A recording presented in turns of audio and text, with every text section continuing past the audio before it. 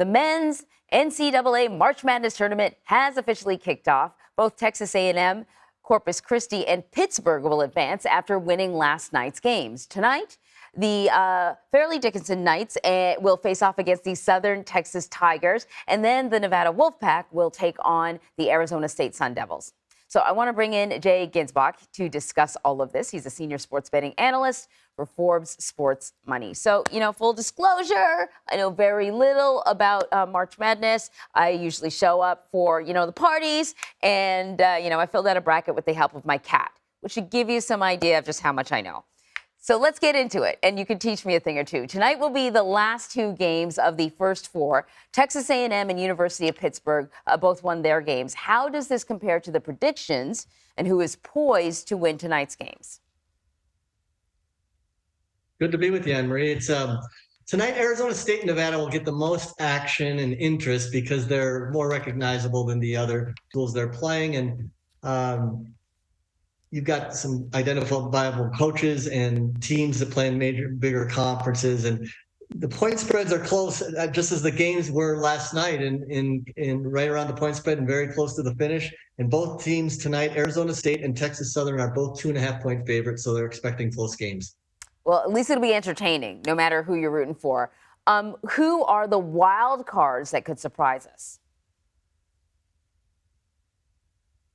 Well, there's the interest is in the top seeds that are coming through, and I think there's in the East bracket, you've got Purdue and Marquette as the top seeds, but there's a 4 and 5 seed, Tennessee and Duke, that are going to get some interest because some don't think that this bracket's quite as strong or that those top teams are as worthy. So there's some interest in Tennessee and Duke coming through there, but the region that's probably the most formful is Alabama and Arizona, the top two seeds in the South. There's going to be quite a matchup if those can meet up to get to the Final Four out of that region. Yeah, when I was filling out my bracket, I was going back and forth with Alabama because they're having some drama, right?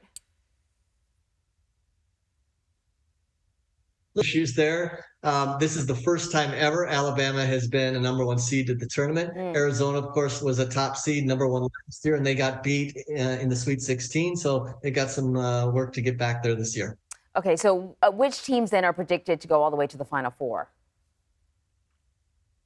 Alabama's getting a lot of interest in the betting market as far as volume and handle to get there. Their odds have been coming down as they've continued to play well throughout. But Houston is the highest power-rated team. They don't play in the power conference, but they are very strong defensively. They're getting a lot of interest as well. I think Purdue out of the Big Ten, but Kansas is the defending champ.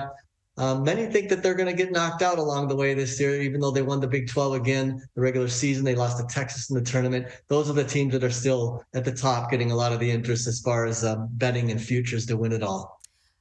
So according to the American Gaming Association, nearly 68 million Americans are expected to wager an estimated $15.5 billion on this year's March Madness. When I saw that, I thought, no wonder we can't get ahead of inflation. People got all kinds of money they just want to throw into the wind. Any advice? I mean, the only advice I would give people is don't bet. But any advice when it comes to people betting and filling out the brackets? Because it seems like every year an awful lot of people get their brackets busted like right away, and they lose all that money. Well, responsible gaming, bet with your head, not over it. But the brackets are fun. There's over 56 million people that plan to participate in a bracket contest of some sort, and those can be just a few dollars, maybe a little bit more that they get in. And this is the time that just the tournament's so big and so covered by the media that people want to participate, pick winners, and have a chance to win a few dollars along the way. But yeah, have fun while you're doing it. Pick. If you're going deep into the tournament, some of the top teams usually get there. Last year, we saw an 8 seed get to the finals with North Carolina. The year before, we saw UCLA come through this first 4 and make it to the Final Four as well. Yeah. Just don't bet the mortgage. That's all. Jay Ginsbach, thank you. You're welcome.